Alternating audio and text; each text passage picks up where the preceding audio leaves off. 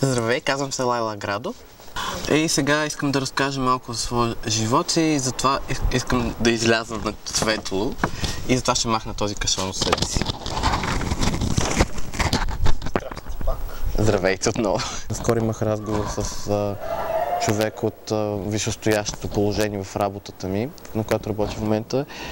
И ми беше казано, че грима е неподходящ, тъй като имало оплаквания, които са постъпили и виждате ли, дори аз да се справям добре, ако има 15 човека, които искат да напуснат заради моя грим, естествено, че ще уволнят мен.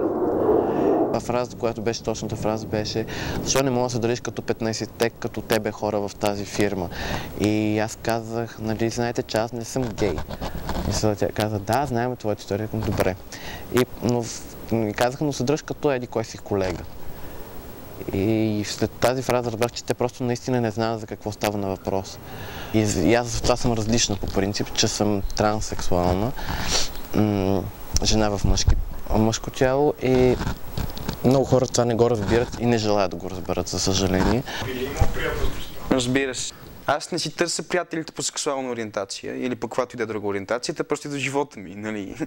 Искам да кажа, че за транссексуалите специално винаги бих дал шанс на какъвто и да е човек да покаже дали е съвместим с мен. Познавам доста такива хора като мене, които, за съжаление, живеят в по-малки градове и страдат. Всеки ден страдат, защото навънка не смеят да излезнат, защото могат да ги пребият, нападнат. А вкъщи постоянно се карат с техните и с приятели и близки роднини.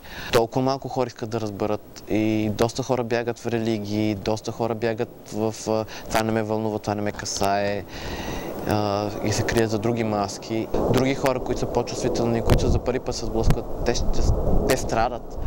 И като чуем за самоубийства, никой в съжаление в България се пита защо са тези самоубийства, а това може би е един от факторите.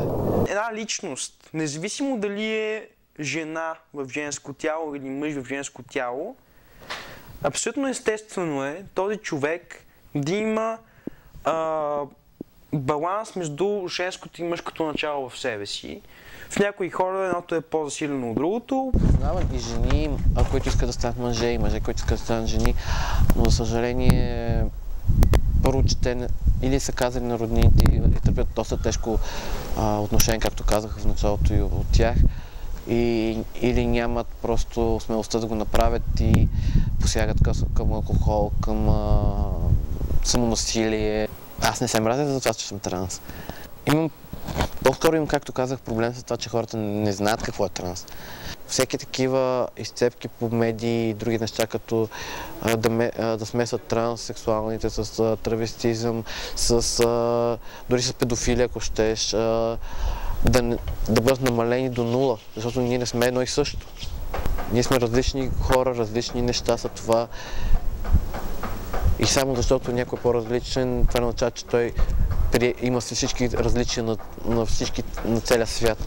Няма как да покажем, че не сме по-лоши или по-добри, да кажем, от другите. Просто ние сме като тях, но просто сме, както казах в началото, затворници, но не в клетка, не в бастион или затвор, а сме в една физическа обвивка.